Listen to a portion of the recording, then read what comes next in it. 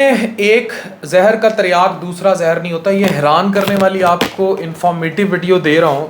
ये आसिफ साहब हैं, ड्राइवर हैं। ये वीडियो आपकी इजाज़त से बन रही है, ये इनकी इजाज़त से बनाई जा रही है। ये बात यहाँ ख़त्म, आगे चलते हैं।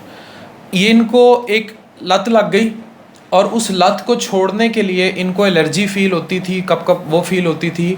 किसी ने इन्हें स्टीरॉयड के टीकों पर लगा दिया। इन्होंने एक दो दफ़ा लगाया। जब आप एक दो दफ़ा स्टीरॉयड का टीका लगाते हैं ना, आपको कहीं एलर्जी या कोई भी ऐसा हो, वो एकदम इन्फ्लेमेशन सारी सेटल होती है। इन्फ्लेमेशन जो हुई होती है ना, वो सारी सेटल होती है, आपको सुकून मिल जाता है। जैसे कोरोना में आप लगाते थे, छाती खुल जाती थी, डेकाड्रॉन, सुकून मिल जाता था। तो इनको किसी ने बहरहाल स्टीरॉयड के इंजेक्शंस पे लगा दिया। उसका नतीजा आज ये है, 2018 से 2022 आ गया है। लुक एट हिज स्किन, इनकी स्किन पे सारे स्ट्राया है, पेपर थिन स्किन हो चुकी है। इनका फेस सारा देखें, कुशिंगॉइड सारा फेस है, सारा फेस इनका स्वेल कर चुका है, हड्डियां इनकी वीक हो चुकी हैं। डिप्रेशन में ये शख्स जा चुका है और ये एडिक्शन में। मेरे साथ हमारी क्लिनिकल साइकोलॉजिस्ट हैं सुंबल, ये हमेशा इधर सुंबल, ये जो एडिक्शन सेंटर्स होते हैं, अब हम इन पर भी काम कर रहे हैं। हम किस तरह हेल्प कर सकते हैं लोगों को? हमें एक एडिक्शन इसकी हमने छुड़वानी थी, जो इसको हुई भी थी, इसका ताल्लुक मुल्तान से ही है। तो दूसरी एडिक्शन में पड़ गया जो कि ज़्यादा बुरी है। जी सर, जो एक तो स्टेरॉइड के जो इंजेक्शन यूज़ किए हैं ना, ये हॉस्पिटल्स में ना कुछ पहले भी करते थे। उससे क्या होता था, कुछ के ना ज़ख़म हो गए थे और वो जो ज़ख़म था ना, वो कैंसर का बायस बन गया था।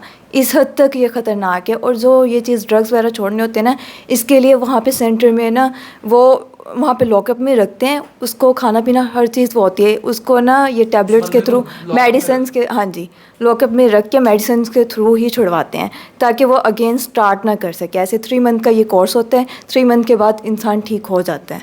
सही। तो ये सुंबल ये बता रही हैं कि ड्रग एडिक्शन सेंटर में ऐसे बंदे को बंद करके वो चीज़ छुड़ाई जा सकती है। अब ये अपनी एक जो इसे ड्रग्स का इशू था, नशा था, वो छोड़ने के चक्कर में वो स्टीरॉयड पे पड़ा कि जी मेरी एलर्जी, और ये स्टीरॉयड लेता रहा। पाकिस्तान में पेरिफेरीज में, इंक्लूडिंग इस पेशे से जुड़े लोग, मेडिकल के पेशे से जुड़े लोग स्टीरॉयड्स का गलत इस्तेमाल करते हैं। और स्टीरॉयड्स का गलत इस्तेमाल इतना बेड़ा गर्क किया जा रहा है। हमारे बहुत सारी जगहों पे जो दुबले पतले आ जाते हैं, उनको लोग ताने मारते हैं कि जी तुम मर्दाना कमज़ोरी है, पिचका हुआ जिस्म है, चीज़ें, बजाय इसके कि उसको अच्छी डाइट दे के मसल बिल्डिंग की तरफ लाएं, एक्सरसाइज का बताएं, चीज़ें करें। हमारे बहुत सारे जिम्स में ये हरकतें हो रही हैं। ये जो माफिया आपको अक्सर नज़र आते होंगे ना, अफान के असर को बहुत ज़्यादा कोई गालियाँ देते, वो इसलिए क्योंकि इनकी दुकानें बंद होती हैं। हम मेडिकली आके चीज़ें बता रहे होते हैं। भाई मेरे पास 4 फेलोशिप्स हैं, PMDC में जाके सारा रिकॉर्ड आप चेक कर लें। आप लोगों को अंदाज़ा होगा कि हम लोगों ने धक्के खा खा के लोगों को मरता देख के ये बातें बताने के लोग हज़ारों लाखों रुपया फ़ीस लेते हैं, जो मैं आपको पिंडों देहातों में फ्री बता रहा हूँ। सिर्फ इसलिए बता रहा हूँ कि ये मेरे सामने बैठे हैं, ये सफ़रर्स हैं। जो पतले बच्चे जिनको आप लोग पतला बहुत हो गया है, सुक्का बहुत हो गया है, खाएं पिएंगे नहीं तो शादी किमें होएगी, बच्चा किमें होणगे, तू कुछ कर ही नहीं सकेगा सुहाग रात नू। ये चीज़ें कर करके ऐसा दिमाग ख़राब करते हैं। वो लोग जिम में जाते हैं, जिम में उससे बड़े फड़िए बैठे होते हैं जो जान के दिनों में मोटे स्टीरॉयड के टीके, गोलियां इस तरह के, और वो मैं आपको बता रहा हूँ बच्चों, वो फ़ायदा नहीं देते, वो उल्टा और नुकसान करते हैं। वो एनाबॉलिक स्टीरॉइड्स जो लॉन्ग टर्म आप लेते हो, ये तो वैसे सिस्टेमिक स्टीरॉइड्स ही लेता रहा है। एनाबॉलिक स्टीरॉइड जो आप लेते हो वो आपको और डैमेज कर देते हैं, सेक्सुअली भी नुकसान पहुंचाते हैं। तो ये चीज़ें खुदारा ही आपके सामने है। तो स्टीरॉइड्स का गलत इस्तेमाल जो है इतना बुरा, या ड्रग्स का गलत इस्तेमाल बगैर, एक डॉक्टर नहीं मना करता कोई तक ब्लड प्रेशर तेरा 150 ते पहुंचा वजह है, तेरा ब्लड प्रेशर भी खराब थी गया, सिगरेट बाकी चीज़ा किसे तू मना क्यों नहीं थींदा? बस सुकून नहीं आना ना, एलर्जी तकलीफ बड़ी थी है क्योंकि एडिक्ट हो गया। हाँ जी। इसको जैसे आप जो कोरोना से गुजरे उनको डेकाड्रॉन लगता रहा, मुझे भी लगता रहा जब मुझे कोविड हुआ था। तो एकदम आपकी जब वो सारी इन्फ्लेमेशन सेटल होती थी ऐसे आप, तो वो एडिक्ट हो गया। वो कहता है यार मुझे सुकून ही तब आता है।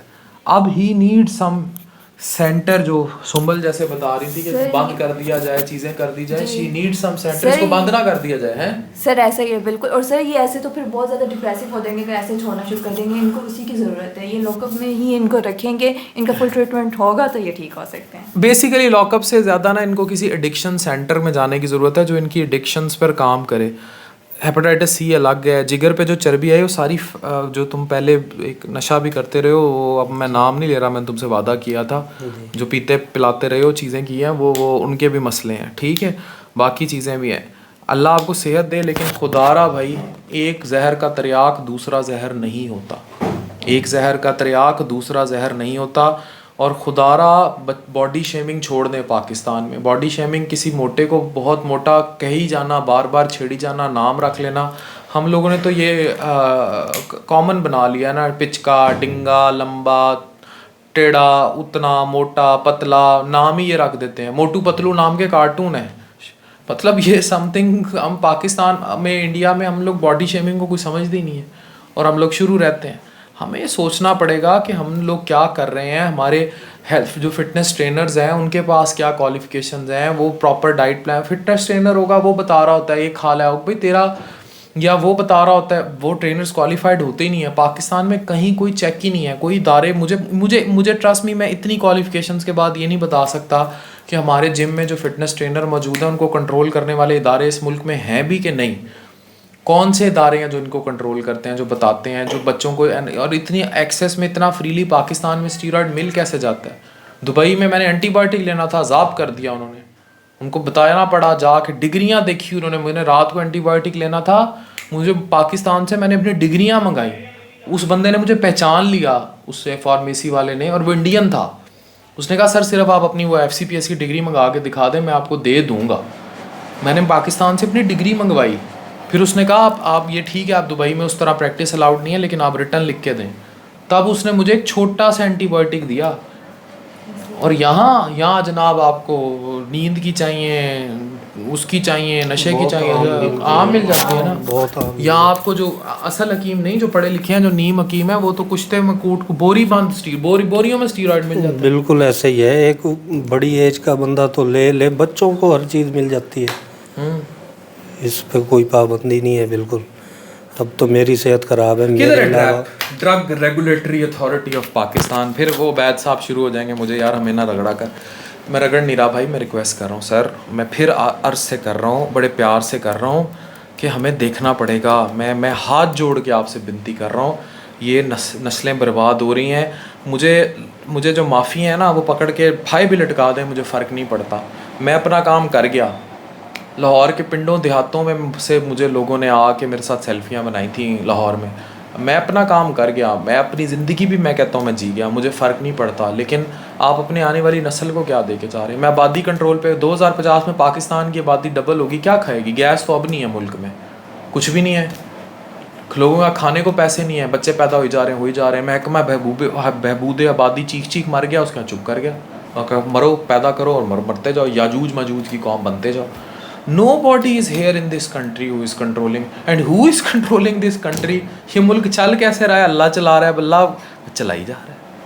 मतलब मुझे नहीं समझ आ रही कि हम कहाँ खड़े हैं, हम क्या कर रहे हैं, क्यों कर रहे हैं। सेहतें कौन देख रहा है इस मुल्क में? इस मुल्क में एजुकेशन कौन देख रहा है? इस मुल्क में निसाब कहाँ से बनता है? माँ बाप की क्या तरबियत है जो इतने इतने बच्चे पैदा कर देते हैं? सेक्स एजुकेशन के क्या हालात हैं? हमारे मुल्क में कानून कहाँ है? कानून के कैसे हालात चल रहे हैं? ये मुल्क चल कैसे रहा है? ये सारे बहुत देखें, अगर आपने सिस्टम्स को सिस्टमेटाइज ना किया, चीज़ों को रेगुलेट ना किया, तो in the end it's a disaster. Uganda Somalia तो कुछ नहीं है, क्योंकि युगंडा सोमालिया से हम बड़े वर्स हो जाएंगे, क्योंकि still they have some power जो उनको बचा लेंगी, कुछ कर लेंगी। हमारे पास इतनी आबादी को कौन खिलाएगा? आगे मुल्क दुनिया में बेरोज़गारी, इन्फ्लेशन अपने अरूज पर है, कौन इतनी दुनिया को समझाएगा? पढ़ा उन्हें क्या पड़ी? हम थर्ड वर्ल्ड कंट्री हैं, क्या पड़ी है उनको? वो क्यों हमें आके फीड करें, क्यों हमारे मुंहों में खुराकें डालें, हमें बताएं? वो भी चीख जितने ज़्यादा इदारे हैं यूनाइटेड नेशंस के, मेरी अक्सर बात होती रहती है, वर्ल्ड हेल्थ और ये सारे लगे हुए हैं, वो कितना को समझा लेंगे जाहिलों को? पढ़ी लिखी जहालत ने और बेड़ा गर्क कर दिया। जहालत ने इससे ज़्यादा पढ़ी लिखी जहालत ने। पढ़ी लिखी जहालत क्या होती है? 4 लफ्ज़ पढ़ लिए, पता लग गया स्टीरॉयड का, ऐसे मुंह बना के भेज दिए, बेड़ा गर्क कर दिया लोगों का। कोई बताने वाला ही नहीं है यार, वो पूछने वाला ही नहीं है। और जब आप इन्हें समझाने की कोशिश करो तब ये ऐसे पढ़ते हैं, गाड़ी को कुत्ते पढ़ते हैं, कुछ समझ ही नहीं आती इन लोगों को। मतलब आप हाथ झाड़ लें, आप कैसे ठीक करेंगे माशरे को? आप इस्लाह की बात करें, आप कहते हैं जब आप गंदा तेल ना बनाओ, वो गुर्बत निकाल लेते हैं। भाई तुम लोगों ने ज़रूर, मतलब हर चीज़ का जवाब गुर्बत है, गुर्बत इतनी है, फिर ये तो फिर किसी की सेहत लूटना किसी का मोबाइल छीनने से ज़्यादा गंदी बात है। ये कब समझ आएगी आपको? किसी की सेहत छीन लेना गली में मोबाइल छीन लेने से ज़्यादा बुरा है। It's more crime. जो कढ़ाई में गंदा तेल डाल रहा है और साल चेंज नहीं कर रहा, वो उतना ही बुरा जुर्म कर रहा है जितना जुर्म मोबाइल छीनने वाला, मोबाइल स्नैचर कर रहा है या डकैती वाला कर रहा है। चाहे वो गरीब है चाहे वो गरीब है, दोनों, टू गरीब can not make one right. If two wrong गरीब हैं, they can not make a right justification. गुर्बत इस बात का जवाब ही नहीं है।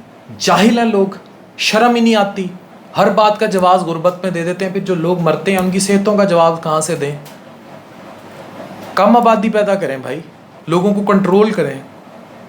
तुर्की ऐसे ही तुर्की बन गया है, वहाँ quality of life, quality of education ऐसे ही आ गई है। हम कोई सुनने को तैयार नहीं होते, हम लोग हर चीज़ को तमाशा बना लेते हैं, हम लोग हर चीज़ को तमाशबीनी की हद तक लेकर जाते हैं। रेटिंग का चक्कर है, किसी की लड़की हाथ आ जाए, कोई ऑडियो लीक आ जाए, कोई वीडियो लीक आ जाए, कोई बकवास आ जाए। कुछ छोटे चैनल्स ऐसी हरकतें करते हैं, वह रेटिंग के चक्कर में बकवासियात, फहाशियात, चीज़ें, नंगे नाच, नंगे मुजरे, नंगे डांस, ये जो मर्जी आपको। जब अक्ल की बात आती है आप लोग कान धरने को तैयार नहीं होते। कुछ तबका, मोस्टली तबका जो है वो उस पर बात भी करता है। फिर हसद का एलिमेंट भी है, बाकी चीज़ें भी हैं। इनको कौन देखेगा भाई? इस मुल्क का कोई वाली वारिस है अल्लाह के अलावा तो बता दें। मुझे तो नहीं नज़र आता, ना कोई देख रहा है।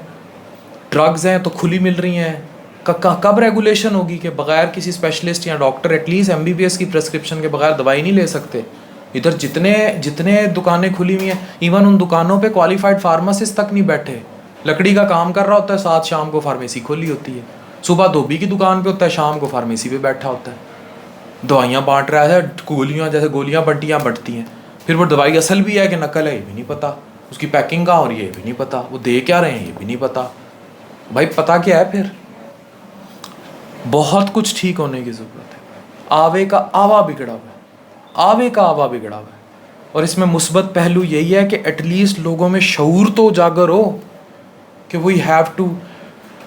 नमाज पढ़ने की सबसे पहली इब्तदा नीयत है। तुम ठीक होने की नीयत तो करो, इस्लाह की नीयत तो करो। तुम नीयत भी नहीं कर रहे, तुम नीयत को भी ट्रॉल कर रहे हो। तुम मानने को तैयार नहीं हो कि तुम गलत हो, तुम गटर में गिर चुके हो, तुम्हें इस्लाह की ज़रूरत है, तुमने ठीक होना है। तुम याजूज माजूज की कौम बन रहे हो। 2050 में तुम इतने ज़्यादा हो जाओगे कि पूरी दुनिया तुम्हारे से जान छुड़ाएगी कि क्या अजाब पैदा हो गया। इतना जाहिल, ना तालीम, ना एजुकेशन, ना रोज़गार, ना कोई हुनर आता है, ना ई-कॉमर्स देखी, ना कोई फ्रीलांसिंग इंडस्ट्री देखी, ना काम आता है, ना धंधा आता है।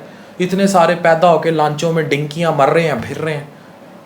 दवाइयाँ, वो माफिया, अंडरवर्ल्ड है तो वो आपको। तो क्या कर रहे हैं यार? हम एज अ नेशन कर क्या रहे हैं? कभी सोचें, हम एज अ कौम कर क्या रहे हैं?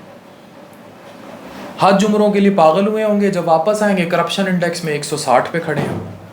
टॉप की करप्शन हम करते हैं, पूरी दुनिया में 160वां नंबर है माशाल्लाह हमारा करप्शन। उधर हम सबसे ज़्यादा ज़ायरीन जाते हैं। क्या सजदे करके आते हैं जब मुल्क में आके करप्शन और ये चीज़ें हमारी इतनी आम हो। मतलब हम किसके पैरोकार हैं भाई? हमें जो हमारे मज़हब ने सिखाया वो तो सलामती सिखाई है, सफाई सिखाई है। हमें सिखाया है कि आपने चोरी नहीं करनी, डाका नहीं डालना, हक नहीं मारना, करप्शन नहीं करनी, झूठ नहीं बोलना, जाली दवाई, ये सारी चीज़ें कहाँ से आ जाती हैं? फिर इन लोगों की सेहतें कौन तबाह करने आ जाता है? बात करें तो माफिया उठ खड़े होते हैं। खड़े हों, हमारी जूती को ठंड नहीं है, हमने जवाब अल्लाह को देना है। ठीक हो, कौम की सलाह ज़रूरी है। कौम हमारे साथ खड़ी है तो सब हमारे साथ खड़ा है, और अल्लाह तो है ही हमारे साथ। Thank you very much.